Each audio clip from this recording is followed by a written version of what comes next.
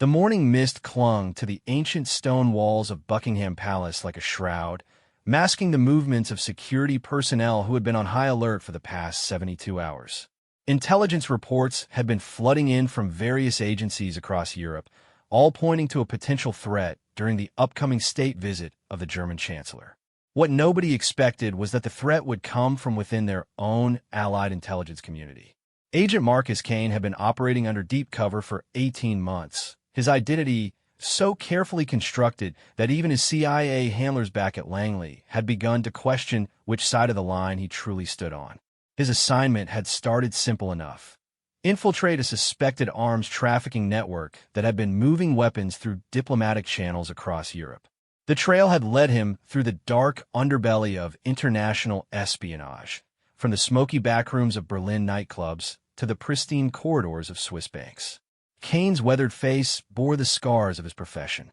A thin line across his left cheek from a knife fight in Prague, a slightly crooked nose from a beating he'd taken in Moscow, and eyes that had seen too much to ever fully trust again.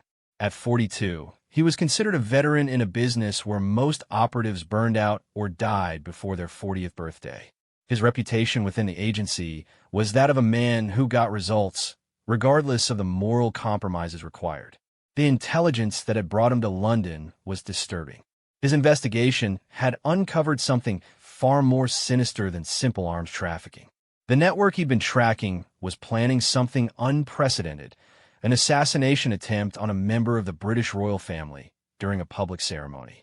The weapons weren't just being moved, they were being positioned for a coordinated attack that would shake the foundations of the Western Alliance.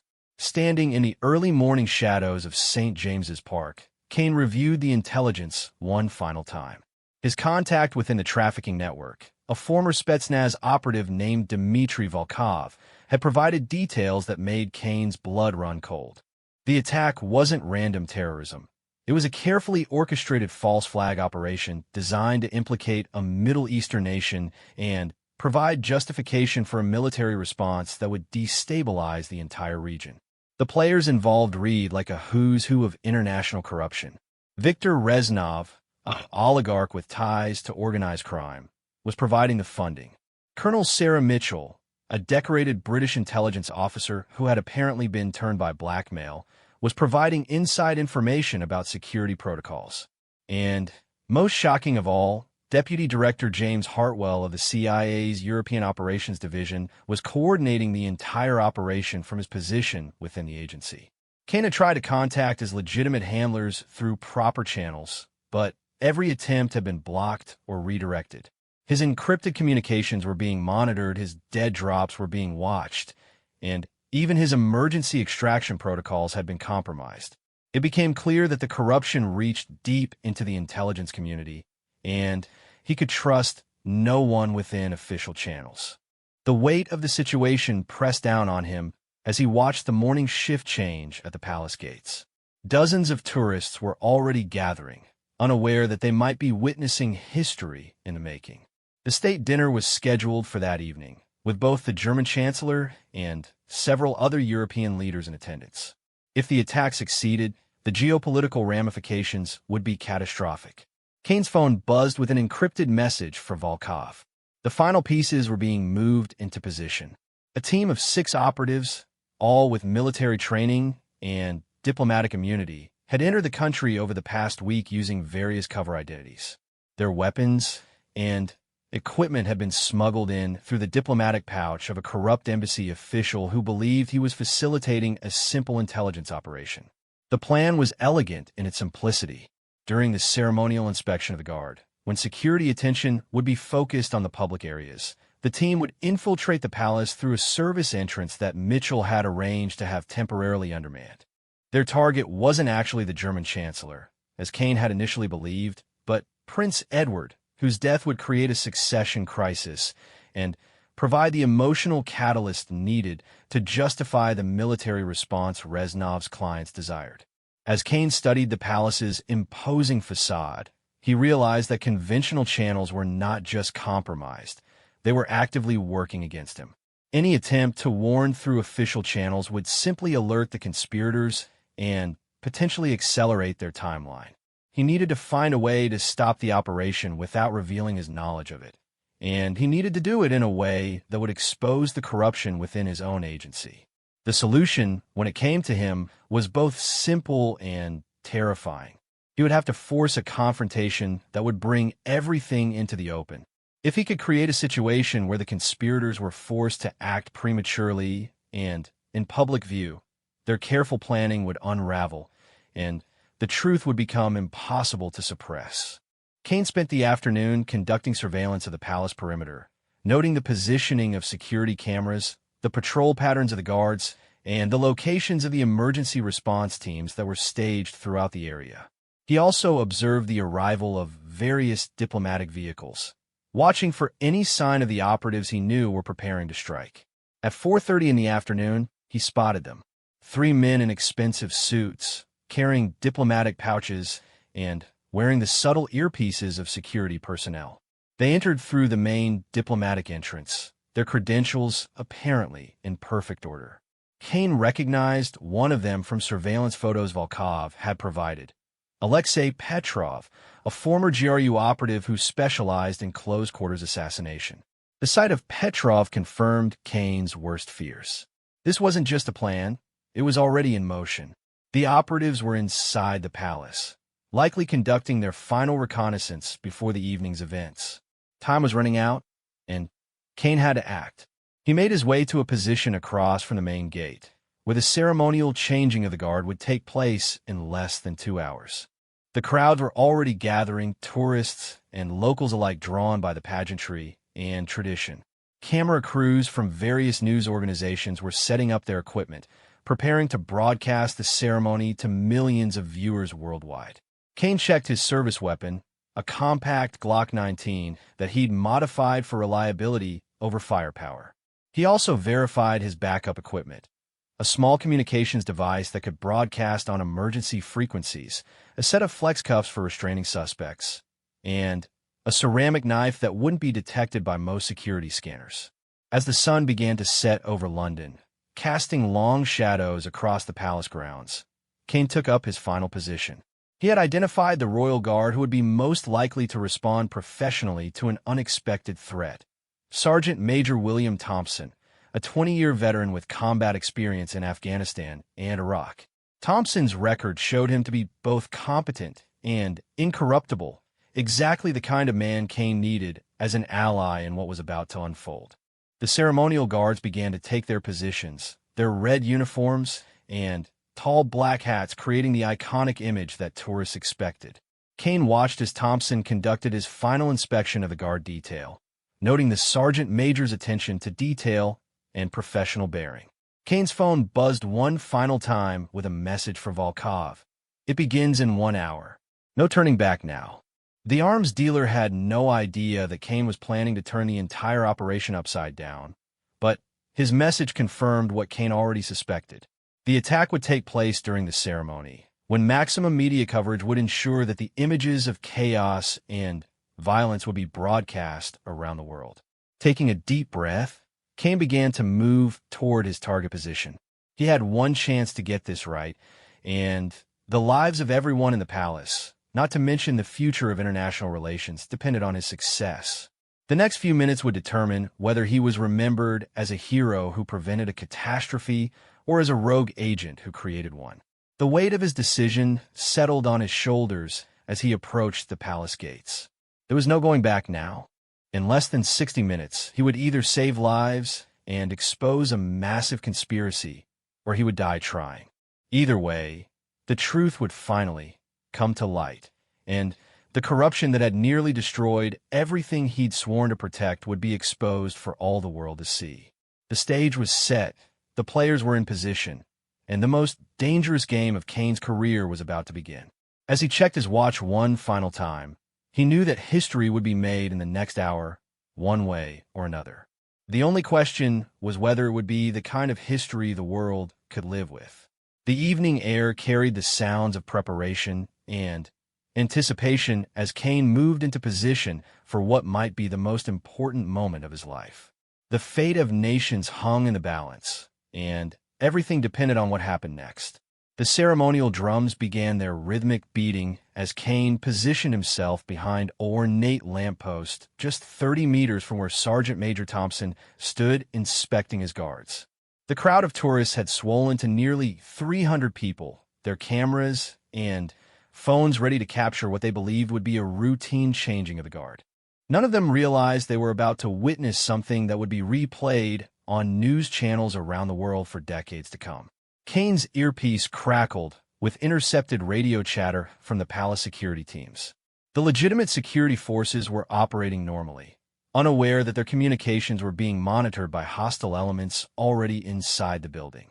Through his surveillance over the past week, Kane had learned that the conspiracy included at least 4 members of the palace security detail, all of whom had been compromised through various means ranging from blackmail to outright bribery. The first sign that the operation was moving into its final phase came at exactly 6:15, when Kane spotted a black sedan with diplomatic plates pulling up to a side entrance typically used for service deliveries. 2 men in dark suits emerged from the vehicle, their movements precise and military in nature. One of them was carrying a metal briefcase that Kane knew contained the specialized equipment needed to override the palace's internal security systems.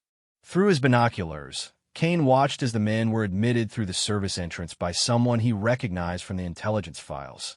Captain David Harrison, a decorated military officer whose gambling debts had made him vulnerable to recruitment by Reznov's network. Harrison's cooperation had been secured not just through financial pressure, but through compromising photographs involving his teenage daughter, making his betrayal both profitable and necessary for his family's safety. The tourists continued their cheerful chatter, completely oblivious to the deadly game being played out around them. Kane observed families with young children, elderly couples celebrating anniversaries, and international visitors experiencing British culture for the first time. The innocence of their enjoyment made what was about to happen even more reprehensible, and strengthened Kane's resolve to prevent the massacre that Reznov's team had planned. Kane's attention was drawn to a news crew that had positioned itself for optimal coverage of the ceremony. The reporter, a well-known BBC correspondent named Sarah Jenkins, was conducting her pre-broadcast checks with her camera operator. What the news crew didn't know was that their presence was part of the conspiracy's plan. The attack was designed to unfold in full view of the cameras, ensuring maximum psychological impact and providing the dramatic footage that would be used to justify the military response that Reznov's clients desired. At 6:25, Kane's secure phone received a final status update from his unauthorized surveillance of the conspiracy's communications. The 6-man assault team had successfully infiltrated the palace and was moving into position near the ceremonial routes that the royal family would use during the evening's events. Their weapons had been distributed from a cache that had been hidden in the palace's extensive tunnel system weeks earlier, during a previous security exercise that Colonel Mitchell had arranged. The sophistication of the operation was breathtaking in its audacity. Every detail had been planned months in advance, with contingencies built in for virtually every possible complication. The only thing the conspirators hadn't anticipated was that their own intelligence networks had been penetrated by someone who possessed both the skills and the moral conviction necessary to stop them. Kane checked his equipment one final time as he prepared to make his move. His plan was necessarily improvised, but it was based on his extensive knowledge of security protocols and his understanding of how palace guards were trained to respond to potential threats. He would create a situation that appeared to be an immediate danger to the Royal Guard, forcing Sergeant Major Thompson to respond according to his training while simultaneously alerting the legitimate security forces to the presence of hostile elements within the palace. The key to his plan was timing. He needed to act at precisely the moment when the conspiracy's operatives were committed to their attack, but before they could actually harm anyone. This required him to maintain surveillance of both the public ceremony and the internal movements of the assault team, using intelligence sources that he had developed over his months of deep cover work. At 6:30, the ceremonial music began in earnest as the old guard prepared to be relieved by the new guard. The tourists pressed forward, eager to get better photographs, while the palace security teams maintained their standard positions around the perimeter. Kane could see Sergeant Major Thompson conducting his final inspection, unaware that his routine was being observed by hostile forces who were using his predictable movements to time their attack. Kane's earpiece crackled with a transmission that made his blood run cold. Alexei Petrov's voice, speaking in accented English, confirmed that the assault team was in final position. They had successfully bypassed the palace's internal security checkpoints using credentials provided by their inside sources, and they were now waiting for the signal to begin what they called Operation Thunderclap. The signal was to be the moment when Prince Edward appeared for his scheduled walk through the ceremonial area. According to the intelligence Kane had gathered, the prince was expected to make his appearance at exactly 6:45, accompanied by a minimal security detail that would be overwhelmed in the first seconds of the attack. The assault team's orders were to eliminate the prince and as many witnesses as possible before extracting through predetermined routes that would take them to a safe house operated by Reznov's network. Kane moved closer to Sergeant Major Thompson, using the crowd of tourists as cover. He needed to be within speaking distance of the Sergeant Major when he made his move, because everything would depend on Thompson's ability to understand and respond to a rapidly developing situation.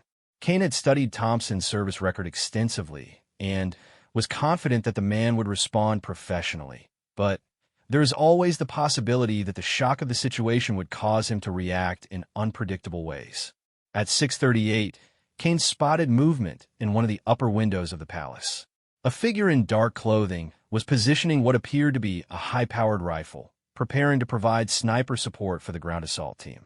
This confirmed Kane's worst fears about the scope of the operation. The conspirators weren't just planning a simple assassination. They were preparing for a full-scale military-style assault that would turn the palace grounds into a battlefield. The crowd continued to grow as the ceremony approached its climax. Kane estimated that there were now nearly 400 people gathered in the immediate area, with more arriving every minute. The presence of so many civilians would complicate any response to the attack, and Kane realized that the conspirators had deliberately chosen this timing to maximize both casualties and confusion. Kane's phone buzzed with an encrypted message from Dmitry Volkov, his contact within the trafficking network. The message was brief but chilling. Royal package confirmed in transit. Delivery in 7 minutes. This was the signal that Prince Edward was on his way to the ceremonial area, and that the assault team was preparing to execute their mission. There was no more time for hesitation or second-guessing. Kane had to act immediately, even though doing so would expose him to massive personal risk and potentially end his career in intelligence work. But the alternative was to stand by and watch as hundreds of innocent people were killed or wounded in an attack that would destabilize the entire Western Alliance. Kane began to move through the crowd towards Sergeant Major Thompson, his hand moving to his concealed weapon. He had rehearsed this moment in his mind dozens of times, but now that it was actually happening, he felt the familiar combination of fear and determination that had carried him through similar situations throughout his career. The next few minutes would determine whether he was a hero or a criminal, whether he saved lives or destroyed them. As he approached Thompson, Kane could see the sergeant major's alert eyes scanning the crowd and the surrounding area. Thompson's training was evident in his posture and his constant awareness of his surroundings, qualities that would serve both men well in what was about to unfold. Kane took a deep breath and prepared to set in motion a chain of events that would change everything. The ceremonial drums reached a crescendo as Kane closed the final distance to his target. In less than 3 minutes, Prince Edward would appear, the assault team would strike, and the world would change forever. Unless Kane could stop it all with a single, desperate gamble that would either save the day or make him the most wanted man in Europe. The moment of truth had arrived, and there was no turning back. Kane's hand closed around the grip of his weapon as he prepared to point it at one of the most elite soldiers in the British military, knowing that this single action would either prevent a massacre or start a war. The weight of that responsibility was almost overwhelming, but Kane had long ago learned to function under pressure that would break lesser men. History was about to be made, one way or another. Kane's hand trembled slightly as he drew his weapon, the weight of the Glock feeling heavier than it ever had before. In one fluid motion, he stepped forward from the crowd and raised the pistol, pointing it directly at Sergeant Major Thompson's chest. The experienced soldier's reaction was instantaneous and exactly what Kane had hoped for. Thompson's hand moved to his own sidearm, while his eyes locked onto Kane's face, reading the situation with the speed that came from years of combat experience. "Armed man. Armed man." Thompson's voice boomed across the ceremonial area, his training overriding any confusion he might have felt about the situation. The tourists around them began to scream and scatter, their peaceful afternoons suddenly transformed into a nightmare of panic and chaos. Camera phones turned toward the confrontation, capturing images that would be broadcast around the world within minutes. Kane kept his weapon trained on Thompson, but made no aggressive moves beyond the initial threat display. His voice carried clearly over the noise of the panicking crowd as he spoke rapidly and precisely. "Sergeant Major, there are 6 hostile operatives inside the palace. They're planning to assassinate Prince Edward in approximately 4 minutes. I'm CIA Agent Marcus Kane, and I need your help to stop them." Thompson's eyes narrowed as he processed this information, his own weapon now drawn, but not yet aimed at Kane. Years of experience had taught him to recognize when someone was trying to manipulate him, but something in Kane's demeanor suggested authenticity rather than deception.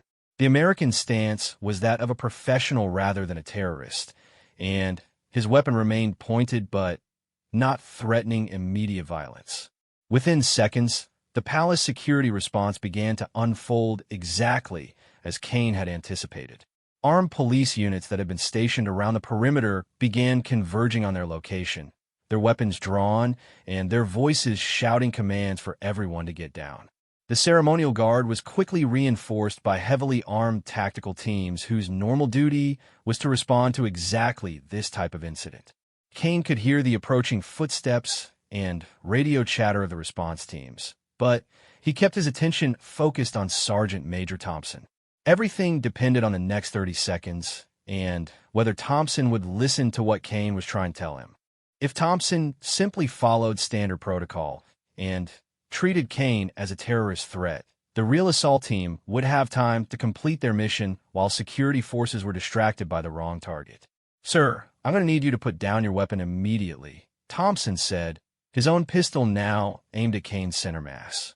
But his tone suggested professional caution rather than panic, and Kane could see in the sergeant major's eyes that he was considering the information he'd been given. Kane began speaking rapidly, providing details that only someone with inside knowledge could possess. The assault team entered through the service entrance at 6:15. They're carrying weapons that were hidden in the tunnel system during last month's security exercise. Your Captain Harrison has been compromised, and Colonel Mitchell from MI6 is coordinating with them. They're planning to frame this as a Middle Eastern terror attack to justify military action. Thompson's expression changed subtly as Kane mentioned specific names and details. The sergeant major's radio crackled with reports from other security teams, and Kane could hear confusion in the voices of the responders as they tried to understand what was happening. The palace's security protocols were designed to handle external threats, not situations where the threat came from within their own intelligence community. The first tactical team arrived at their position, weapons trained on Kane from multiple angles. The team leader, a captain whose insignia identified him as part of the palace's elite protection unit, began shouting commands for Kane to drop his weapon and get on the ground. Kane could see more teams approaching from other directions, and he realized that he had perhaps 60 seconds before the situation escalated beyond his ability to control it. Kane made a calculated decision that went against every tactical instinct he possessed. Instead of maintaining his defensive position, he slowly lowered his weapon and placed it on the ground, keeping his hands visible at all times. This action demonstrated that he was not the primary threat, but it also left him completely vulnerable if Thompson decided to treat him as a hostile rather than as a potential ally. "Sergeant Major," Kane said, his voice calm despite the chaos around them. "In 2 minutes, Prince Edward will enter the ceremonial area through the main doors. The assault team is positioned to intercept him near the central courtyard. If you don't act now, hundreds of people will die, including the prince. Thompson hesitated for a crucial moment, weighing Kane's words against his training and experience. The sergeant major's radio crackled again with reports from inside the palace, and Kane could hear fragments of conversation that suggested something unusual was indeed happening in the areas Kane had mentioned. References to unscheduled personnel and access anomalies began to paint a picture that supported Kane's claims. The tactical team continued their approach, but Thompson raised his hand in a gesture that caused them to pause. The sergeant major had made a decision based on his assessment of the situation and his reading of Kane's character. "Control, this is Thompson. I need immediate verification of all personnel in sectors 7 through 12. We may have a security breach in progress." Kane felt a moment of relief as he realized that Thompson was taking his warning seriously. But that relief was tempered by the knowledge that time was running out and that the palace's internal communications might already be compromised by the conspiracy's inside sources. Any warning sent through normal channels might simply alert the assault team to change their timing or their tactics. The crowd of tourists had been evacuated to a safe distance, but Kane could see news cameras still rolling, capturing every moment of the confrontation. He realized that the media coverage would actually work in his favor, because it would make it impossible for the conspiracy to cover up whatever happened next. The truth would be recorded and broadcast, regardless of who survived to tell the story. Kane's earpiece crackled with intercepted communications from the assault team. Alexei Petrov's voice was tense as he reported that their timeline had been compromised and that they needed to move immediately. The team was accelerating their attack schedule, which meant that Prince Edward was walking into a trap that was closing faster than anyone realized. Thompson's radio suddenly came alive with urgent reports from inside the palace. Security teams had encountered armed individuals in areas where no authorized personnel should have been present. The reports confirmed Kane's intelligence about the assault team's positions and movements, lending credibility to his warnings about the broader conspiracy. The sergeant major looked directly at Kane, his decision crystallizing in his eyes. "If you're lying to me, you'll spend the rest of your life in prison," Thompson said. "But if you're telling the truth, we need to move now."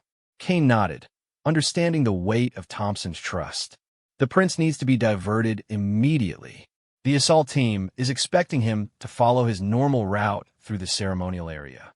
If we can change his path and get additional security to the compromised areas, we can trap them instead of walking into their trap.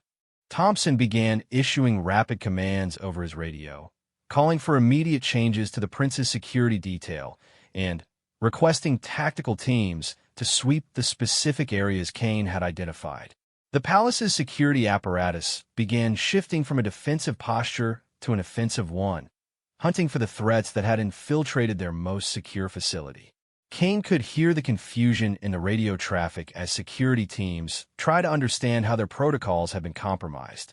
The discovery of the assault team was creating a cascade of revelations about the depth of the conspiracy, as security officers realized that their communications had been monitored and their procedures had been manipulated by hostile elements within their own organization.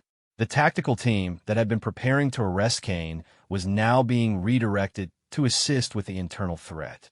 Thompson had convinced his superiors that Kane's intelligence was legitimate, and the American agent was being treated as a potential asset rather than as a threat. But Kane knew that his status could change quickly if his information proved to be incorrect or if the political implications of the situation became too sensitive for the British government to handle. As the security response intensified around them, Kane realized that the real battle was just beginning.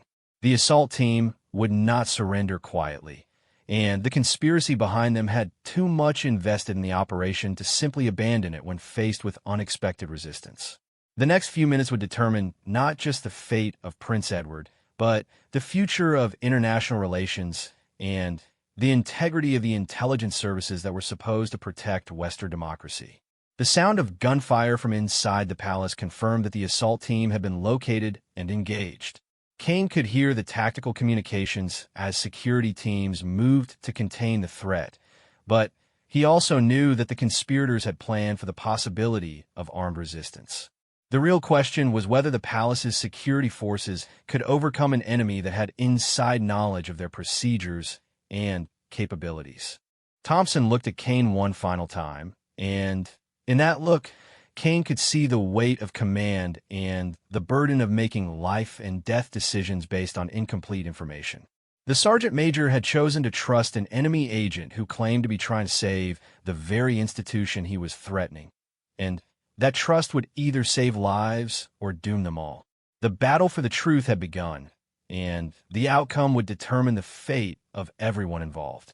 The sound of automatic weapons fire echoed through the ancient stone corridors of Buckingham Palace as elite security teams engaged the assault operatives in running battles that would later be described as the most serious security breach in the building's modern history. Kane found himself in the unprecedented position of being escorted through the palace by the very guards he had just threatened, his intimate knowledge of the conspiracy making him an invaluable asset in hunting down the remaining members of the assault team. Sergeant Major Thompson moved with professional efficiency, coordinating the security response while keeping Kane under close supervision. The American agent's warnings had proven accurate in every detail, from the locations of the assault team members to their weapons and equipment. This accuracy had earned Kane a grudging respect from the British security forces, but it had also raised uncomfortable questions about how deeply the conspiracy had penetrated their organization. The first breakthrough came when security teams discovered Captain David Harrison's body in a maintenance room near the service entrance. Harrison had been shot execution style, apparently by his own conspirators when they realized that the operation had been compromised. His death confirmed Kane's intelligence about inside sources within the palace security structure, but it also eliminated a potential source of information about the full extent of the conspiracy. Kane's earpiece continued to intercept fragments of communication from the surviving assault team members. Alexei Petrov was attempting to coordinate a fighting withdrawal, but the loss of surprise had shattered their carefully planned operation. The assault team had been trained to operate with stealth and precision, not to engage in sustained combat against superior numbers in an unfamiliar environment. Thompson's radio crackled with reports from teams throughout the palace. 2 more members of the assault team had been cornered in the royal apartments and had surrendered after a brief firefight.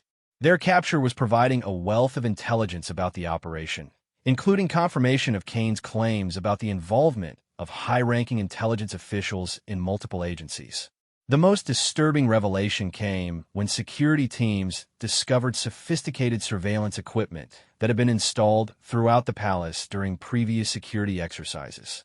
The equipment was so advanced and so well concealed that it had gone undetected for months, allowing the conspirators to monitor security procedures and plan their operation with unprecedented knowledge of the palace's defenses.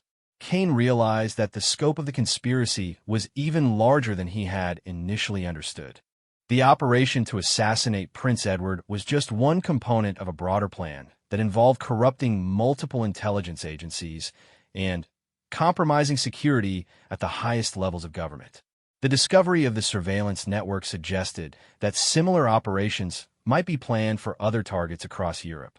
As they moved through the palace corridors, Kane could see the faces of security personnel who were beginning to understand that their most basic assumptions about trust and loyalty had been violated. The realization that their own colleagues had been working against them was creating a crisis of confidence that would take years to resolve. The psychological impact of the betrayal might be more damaging than the physical threat itself. Thompson paused at a security checkpoint to receive an update from his command center. The report confirmed that Prince Edward had been successfully evacuated to a secure location and that the immediate threat to his life had been neutralized. However, 3 members of the assault team remained at large within the palace, and their intentions were unknown. Kane studied the tactical displays that showed the current positions of security teams throughout the building. His knowledge of the conspirators' planning allowed him to anticipate their likely escape routes and potential targets. The assault team would be desperate to complete at least part of their mission, even if they couldn't reach their primary target. The sound of breaking glass from an upper floor drew their attention to a new development in the crisis. Security cameras revealed that the remaining assault team members had taken hostages in the palace's administrative offices, using civilian staff as human shields while they attempted to negotiate their escape. The situation had evolved from a failed assassination attempt into a hostage crisis with international implications. Kane's phone buzzed with an encrypted message from an unknown sender. The text was brief, but ominous. Operation Thunderclap was just the beginning. You have delayed the inevitable. The message suggested that the conspiracy extended far beyond the immediate operation, and that Kane's intervention had only postponed a larger plan. Thompson received authorization to involve Kane directly in the hostage negotiations, recognizing that his knowledge of the assault team's psychology and objectives might be crucial to resolving the situation peacefully. Kane found himself in the strange position of helping to negotiate with operatives he had been tracking for months. Men whose methods he understood, but whose ultimate goals remained partially hidden. The lead negotiator, Superintendent James Crawford of the Metropolitan Police, briefed Kane on the situation. The 3 remaining assault team members were holding 12 hostages in the palace's communication center, a location that would allow them to monitor security radio traffic while controlling access to critical palace systems. Their choice of location suggested that they still hoped to complete some aspect of their mission. Kane's analysis of the situation was based on his understanding of the assault team's training and psychology. Alexei Petrov and his remaining operatives were former military personnel who had been conditioned to complete their missions regardless of personal cost. They would not surrender simply to save their own lives, but they might be willing to negotiate if offered something that advanced their original objectives. The breakthrough came when Kane realized that the assault team's true goal had never been just the assassination of Prince Edward. The operation had been designed to create a crisis that would justify expanded surveillance powers and military intervention in multiple countries. The hostage situation was actually serving their purposes by demonstrating the vulnerability of Western institutions and the need for more aggressive security measures. Kane proposed a radical strategy to Thompson and Superintendent Crawford. Instead of treating the hostage situation as a separate crisis, they should use it as an opportunity to expose the full extent of the conspiracy. By allowing the assault team members to believe they still had a chance of success, security forces could potentially trace their communications back to the remaining conspirators who were coordinating the operation from outside the palace. The plan required sophisticated technical support from intelligence agencies, but it also required those agencies to acknowledge that their own personnel might be compromised. Kane's proposal created a dilemma for the British authorities, who were being asked to trust an American agent who had just held one of their own soldiers at gunpoint. The decision to implement Kane's strategy came from the highest levels of government, after Prime Minister Margaret Foster was briefed on the full scope of the conspiracy. The realization that the plot involved corruption within multiple allied intelligence agencies made it a matter of international security rather than just domestic law enforcement. Kane found himself working alongside British intelligence officers to monitor the assault team's communications while appearing to negotiate in good faith. The delicate balance required maintaining the hostage situation long enough to trace the conspiracy's network while ensuring that no civilians were harmed in the process. The technical teams were able to identify communication links between the assault team and handlers in 3 different countries. The network included not only Viktor Reznov and Colonel Mitchell, but also Deputy Director Hartwell from the CIA and at least 2 other high-ranking officials whose involvement had not been previously suspected. As the afternoon turned to evening, the scope of the conspiracy continued to expand. Intelligence agencies across Europe began arresting suspected conspirators based on the communications intercepts, while security forces in London prepared for a final assault on the hostage-taker's position. Kane realized that his role in exposing the conspiracy would make him a target for the remaining elements of Reznov's network. The people he had helped to arrest represented millions of dollars in lost investments and years of careful planning. They would not simply accept defeat and move on to other projects. The final phase of the operation began when Superintendent Crawford received confirmation that all known conspirators outside the palace had been taken into custody. With their external support network compromised, the remaining assault team members lost their bargaining position and their hope of escape.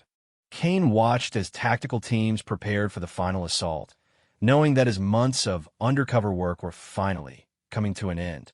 The conspiracy he had uncovered was larger and more dangerous than anyone had imagined, but it had been stopped before it could achieve its ultimate objectives.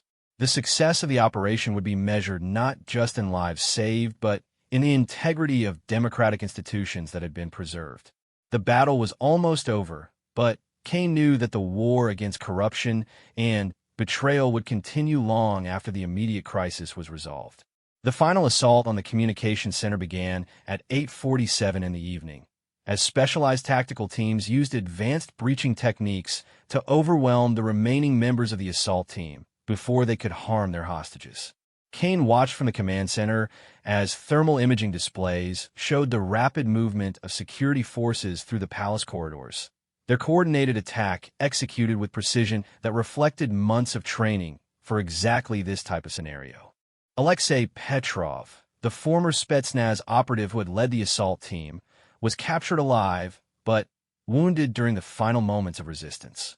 His survival proved crucial to understanding the full scope of the conspiracy, as interrogation revealed details about Reznov's network that even Kane's extensive investigation had not uncovered. The revelations painted a picture of corruption that reached into the highest levels of government and industry across multiple continents. The 12 hostages were rescued unharmed, though several required medical attention for stress and minor injuries sustained during their captivity. Their testimonies provided additional evidence about the assault team's methods and objectives, confirming Kane's analysis of the operation's true purpose. The hostage situation had indeed been designed to create maximum psychological impact rather than to achieve any specific tactical advantage. Kane found himself in the unusual position of being debriefed simultaneously by British intelligence, American officials who had flown in from Langley, and representatives from several other European agencies whose operations had been compromised by the conspiracy. The complexity of the international investigation required unprecedented cooperation between agencies that normally maintained strict operational separation. The most shocking revelation came when investigators analyzed the communications equipment found in the palace. The sophisticated surveillance network had been recording conversations and meetings for nearly 2 years, creating a treasure trove of intelligence that the conspirators had planned to use for blackmail and manipulation. The recorded material implicated dozens of officials in various forms of corruption, creating a political crisis that would take months to resolve. Deputy Director James Hartwell was arrested at CIA headquarters in Langley while attempting to destroy evidence of his involvement in the conspiracy. His capture was coordinated with simultaneous raids on safe houses and communication facilities across 3 countries, rolling up the entire network in a matter of hours. The speed and scope of the response demonstrated the effectiveness of international intelligence cooperation when agencies were working toward common objectives rather than competing for advantage. Colonel Sarah Mitchell's arrest at her MI6 office revealed the extent to which personal vulnerabilities had been exploited by Reznov's recruiters. Her involvement had begun with relatively minor security violations that had been used to gradually compromise her position until she was completely under the conspiracy's control. Her case became a textbook example of how professional intelligence officers could be turned against their own organizations through carefully applied pressure. Viktor Reznov himself was captured at a private airfield outside Moscow as he attempted to flee to a country without extradition treaties. The oligarch's arrest required delicate diplomatic negotiations, but the evidence of his involvement in planning attacks against Western targets made his extradition a matter of international security rather than simple criminal justice. His capture effectively ended the financial network that had supported similar operations across Europe. The investigation into Reznov's network revealed connections to at least 12 other planned operations targeting government officials, military installations, and civilian infrastructure in various countries. The conspiracy had been far more ambitious than anyone had initially realized, with the palace attack serving as just one component of a coordinated campaign designed to destabilize Western democracies and create opportunities for authoritarian expansion. Kane's role in exposing the conspiracy earned him recognition from multiple governments, but it also made him a target for the surviving elements of Reznov's network and other hostile organizations that viewed him as a threat to their operations. His cover identity had been completely compromised, requiring extensive security arrangements that would affect the rest of his career in intelligence work. The aftermath of Operation Thunderclap, as the conspiracy came to be known in classified reports, included a comprehensive review of security procedures at major government facilities across the Western Alliance. The ease with which the assault team had penetrated the palace's defenses highlighted vulnerabilities that existed at similar facilities worldwide, requiring significant investments in new technology and training programs. Kane spent 6 weeks in protective custody while investigators worked to identify and neutralize threats against his life. During this time, he provided detailed briefings about his investigation methods and the intelligence sources he had developed during his months undercover. This information proved invaluable in preventing similar operations that were already in early planning stages.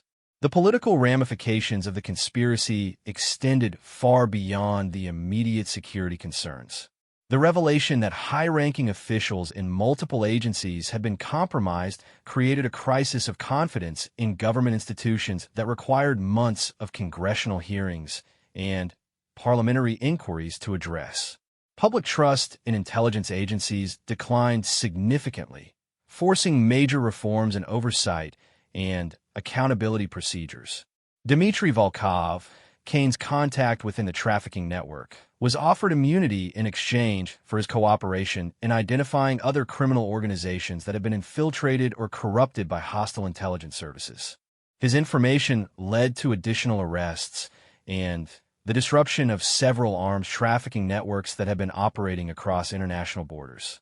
The trial of the surviving conspirators became an international sensation, with media coverage focusing on the dramatic details of the palace siege and the complex web of corruption that had made it possible. The proceedings required unprecedented security measures, as several attempts were made to intimidate witnesses or disrupt the judicial process. Kane testified as the prosecution's key witness, providing detailed accounts of his investigation and the evidence he had gathered about the conspiracy's objectives and methods. His testimony helped secure convictions for all the major figures involved in the plot, with sentences ranging from 25 years to life in prison for those found guilty of treason and terrorism charges. The success of the investigation led to Kane being offered a promotion and assignment to a senior position within the CIA's counterintelligence division. However, his experience with corruption at the highest levels of government had left him questioning his faith in institutional authority and the effectiveness of traditional intelligence work.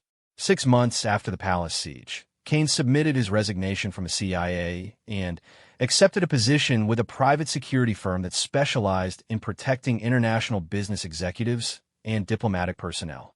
His new role allowed him to use his skills and experience while maintaining more direct control over his professional relationships and operational methods. The reforms implemented in response to Operation Thunderclap included new procedures for background investigations, enhanced oversight of international intelligence cooperation, and improved communication systems designed to prevent the type of infiltration that had made the conspiracy possible. These changes required significant financial investments, but were considered essential for maintaining public confidence in government security capabilities. Kane maintained contact with Sergeant Major Thompson, who had been promoted to command of the palace security detail in recognition of his role in preventing the assassination attempt. Their professional relationship had evolved into a friendship based on mutual respect and shared understanding of the challenges facing security professionals in an increasingly complex international environment. The intelligence community's response to the conspiracy included the establishment of new protocols for identifying and investigating suspected corruption within allied agencies. These procedures required delicate balance between necessary security measures and the maintenance of international cooperation that was essential for effective counterterrorism operations. 5 years later, Kane published a memoir about his experience investigating and exposing the conspiracy, though many details were redacted for security reasons. The book became an international bestseller and was credited with improving public understanding of the challenges facing intelligence professionals who must balance loyalty to their organizations with their duty to protect democratic institutions.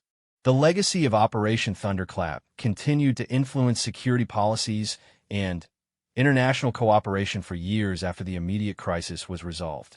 The conspiracy had demonstrated both the vulnerability of democratic institutions to sophisticated attacks and the resilience of those institutions when dedicated professionals were willing to risk everything to protect them. Kane's decision to point his weapon at Sergeant Major Thompson had lasted only minutes, but the consequences of that action continued to shape international security arrangements and intelligence cooperation for decades. The moment when an American agent threatened a British soldier in order to save the British royal family became a symbol of the complex loyalties and difficult choices that define modern intelligence work.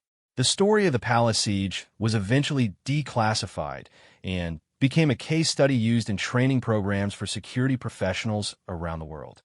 Kane's experience demonstrated that the most dangerous threats often come not from external enemies, but from the corruption and betrayal that can undermine institutions from within.